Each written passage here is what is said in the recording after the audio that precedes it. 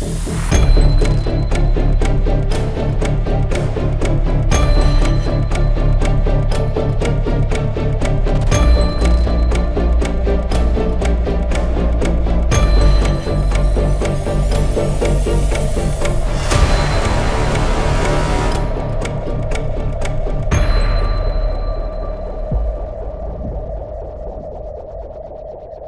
ืออย่างนี้คือผมเป็นคนที่ไม่เคยเจอ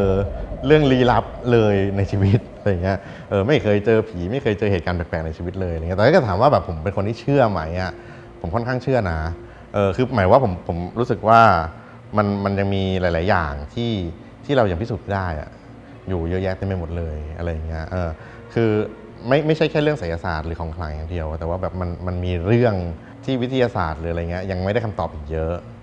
คราวนี้พอมาเรื่องไสยศาสตร์หรือว่าของขลังผมรู้สึกว่ามันมีเรื่องของจิตใจเป็นประเด็นหลายครั้งหลายคราวไสยศาสตร์มันคือเรื่องของความเชื่อแล้วผมเป็นคนที่ค่อนข้างเชื่อว่าใจเราเชื่อมากพออะไรเงี้ยบางครั้งบางคราวมันจะทำให้เกิดพลังงานหรืออะไรเงี้ยขึ้นได้ก็ค่อนข้างเชื่อครับผมเชื่อนะผมรู้สึกว่ามันมีอยู่จริงครับแล้วก็มันเป็นเรื่องที่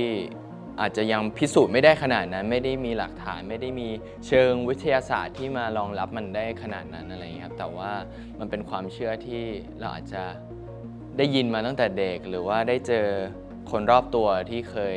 มีเหตุการณ์อะไรแบบนี้ครับคือจากแต่ก่อนที่เราอาจจะได้ยินจากคนอื่นเล่ามาให้เราฟังเนี่ยเราอาจจะรู้สึกว่าเฮ้ยมันเป็นเรื่องที่ไกลตัวเรามากจังเลยอะไรอย่างเงี้ยครับแต่ว่าพอที่เราได้มาเล่นเนี่ยเรารู้สึกว่ามันเริ่มเป็นสิ่งที่แบบมันไม่ได้ไกลตัวเรามากขนาดนั้นอะไรเงี้ยคือจริงๆเราอาจจะอยู่ตรงนั้นก็ได้แต่ว่าเราแค่สื่อสารกับเขาไม่ได้หรือว่าเราไม่สามารถสัมผัสเขาได้ก็เลยนะวินขออีกรอบนึงใครมายืนใกล้เป็นปลาหรือปลาปลากำลังเข้ามาก็คือน้องเลยตัดพิมพ์ช่วยหน่อยสำหรับเรื่องไสยศาสตร์พิมพ์ว่าพิมพ์เชื่อนะคะแต่มันอาจจะไกลตัวพิมพ์ไปหน่อยใช่แต่ก็แบบเขาเชื่อไหมก็เชื่อค่ะเป็นคนชอบเรื่องแฟนตาซีแล้วพิมก็รู้สึกว่ามันน่าจะมีแต่เราแค่ไม่เห็นมันหรือเปล่าอินิกมาเรื่องมันเริ่มต้นมาจากฟ้าครับเป็นเด็กผู้หญิงนักเรียนม.6 คนหนึ่งในโรงเรียนที่แบบโรงเรียนนี้จะเคร่งเรื่องการเรียนการสอนแล้วก็แบบมันจะมีกรอบนู่นนี่นั่นเยอะมากอะไรเงี้ยฮะแต่ว่าฟ้าก็จะเริ่มรู้สึกว่ามันมีเหตุการณ์แปลกๆเกิดขึ้นในโรงเรียนมันเริ่มมีเด็กที่แบบอยู่ดีก็กรี๊ดลุกขึ้นมาเอาดินสอมาแทงครูอะไรเงี้ย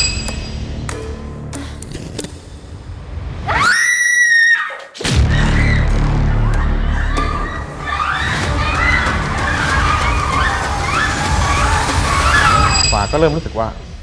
เหตุการณ์แปลกพวกนี้มันมาพร้อมๆกับมันมีครู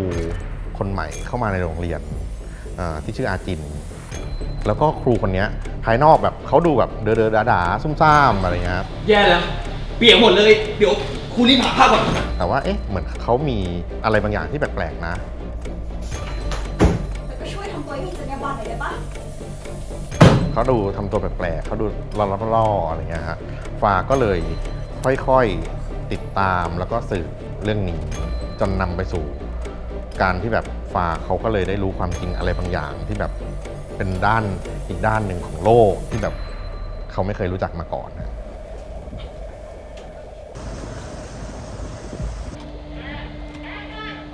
จุดเริ่มต้นของมันนะครับมาจากพี่แจนเป็นโปรดิวเซอร์อีกคนหนึ่งจริงๆตั้งแต่จบกิฟต์เซตเราก็เริ่มคุยกันแล้วว่าเราจะหาอะไรใหม่ๆได้อีกไหม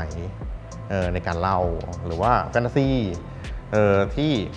ที่มันเหมาะกับคนไทยที่คนไทยยังเชื่ออยู่ยังเหลืออะไรได้อีกอะไรเงี้ยแต่ว่าก็ยังหาไม่เจอทีอะไรเงี้ยจนอยู่มาวันหนึ่งพี่แจงก็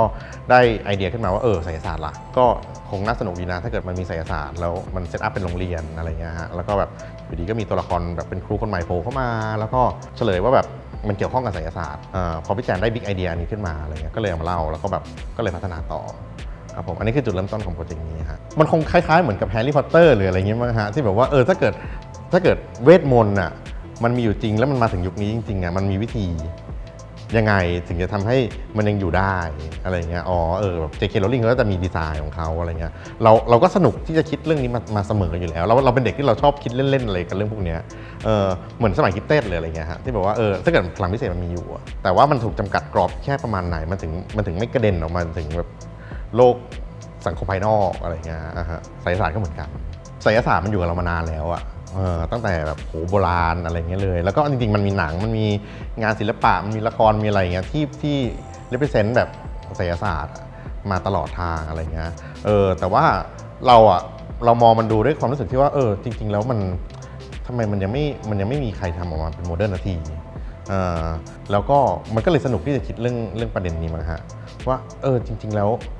มันมีอยู่จริงได้ไหมถ้ามีอยู่จริงถ้ามันมีคนที่มันมีวิทยาศาสตร์จับล่ะถ้ามันมีคนใช้เทคโนโลยีในการจับมันขึ้นมาอะไรเงี้ยมันจะไปได้ไกลแค่ไหนแล้วทำไมพวกเราถึงยังไม่รู้จักมันอะไรอย่างเงี้ยแสดงว่าเขามีวิธีในการซ่อนหรืออะไรเงี้ยฮะมันเป็นโจทย์อะกูจะฆ่ามึง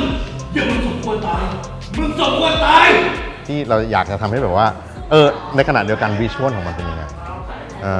ไสยศาสตร์ทำยังไงถึงจะดู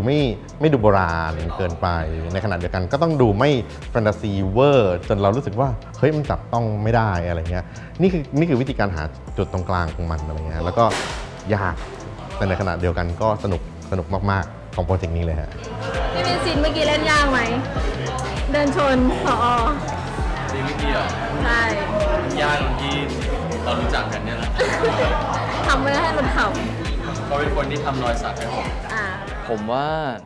เริ่มจากเรื่องราวมันก่อนเลยคือเรื่องราวทั้งหมดเนี่ยผมรู้สึกว่ามันใหม่สำหรับผมมากแล้วก็เป็นบทที่ผมไม่เคยเล่นมาก่อนเลยครับแล้วก็คือเราเป็นคนอ่านเองตอนที่เราอ่านตั้งแต่ทรีทเมนต์เป็นเรื่องย่ออะไรเงี้ยเราก็รู้สึกว่าเฮ้ยมันน่าติดตามมากแล้วพอเขาเบรกดาวมาเป็นตอนแล้วเราอ่านแล้วเรายิ่งรู้สึกว่าแบบเฮ้ยมันสนุกมากรู้สึกว่าทุกตอนทุกนาทีคือคุณไม่สามารถพลาดจากเรื่องนี้ไปได้เลยเพราะว่าถ้าเกิดว่าคุณพลาดไปเนี่ยคุณอาจจะข้ามทักช็อตที่มันสำคัญมากๆแล้วก็ได้อะไรเงี้ยทำให้คนดูต่อไปแล้วอาจจะไม่เข้าใจก็ได้เงี้ยครับก็เลยรู้สึกว่าเฮ้ยมันน่าติดตามทุกนาทีเลยจริงๆมันมีความอินเทนส์มีความสนุกอยู่ตลอดเวลามีเรื่องให้เราสงสัยหรือว่าติดตามได้ตลอดเวลาทั้งเรื่องเราเป็นคนชอบดูหนังแนวที่มันเป็นแบบแนวตื่นเต้นแนวท้าทายแนวลุ้นแนวแบบเวลาดูแล้วบีบหัวใจเราลุ้นไปกับเรื่องนั้นกับเรื่องที่เขาเจออยู่อะไรอย่างเงี้ยครับมันก็เลยทำให้เรารู้สึกว่าเรื่องนี้มันน่าสนใจสำหรับเรามากแล้วเรารู้สึกว่าเราอยากจะเข้าไปเป็นตัวละครนั้นพี่ว่าน่าสนใจเนื้อเรื่องมันเลยค่ะเพราะว่าเราแทบไม่ค่อยเห็นแบบซีรีส์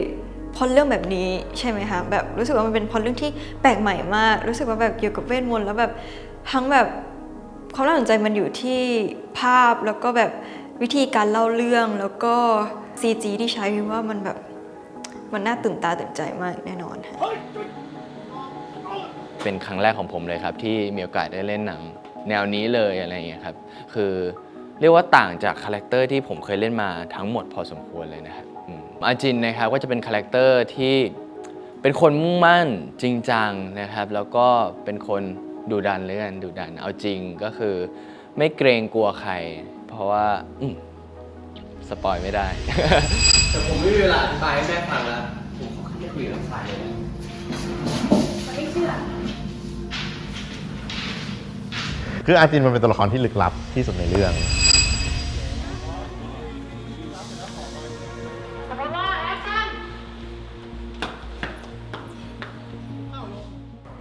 ตอนนี้ยังบอกอะไรมากไม่ได้จริงๆเพียงแต่ว่าเราบอกได้แค่ว่าเขาเป็นคนที่เวลาเราเห็นเขาอะเราจะรู้สึกว่ามีบางอย่างที่ผิดปกติตลอดเวลาอาจินเป็นตัวละครที่มีเฉดเยอะมากแล้วก็จริงๆสนุกกับการเล่นมากแต่ว่าถามว่าทำไมถึงเป็นวินหนึ่งเลยคือเราอยากได้อาจินที่หนึ่งมีเสน่ห์มากๆเป็นตัวละครที่เหมือนเป็นตัวตนที่เราจินตนาการไม่ถึงเลยว่ามันจะมีคนแบบนี้ในชีวิตจริงในขณะเดียวกันก็มีมุมที่แบบเฮ้ยมันต้องเดินได้น่ารักได้จับต้องได้มากๆเลยเป็นมนุษย์มากๆเลยให้เราเห็นเหมือนกันแล้วก็อย่าลืมว่าพอเราเอา subject เอา plot ที่มันเกี่ยวกับไสยศาสตร์เข้ามาสิ่งที่เราแบบค่อนข้างคอนเซิร์นมากๆเลยคือไสยศาสตร์ถ้าเกิดมันปลั๊กอยู่กับคนที่แบบว่าไม่เหมาะสมอะแต่วินเป็นคนที่เราเห็นภาพทันทีเลยว่าถ้าเกิดคนนี้มาจับไสยศาสตร์ขึ้นมาเฮ้ยมันใหม่ว่ะในขณะเดียวกันเราพร้อมจะเชื่อเราเห็นดีไซน์อะไรบางอย่างที่วินจะทำได้ก็เลยเป็นวิน สิ่งที่พวกเธอต้องรู้เนี่ยคือมีเด็กคนหนึ่งกำลังวางยาทำให้เพื่อนในโรงเรียนหลายคนป่วย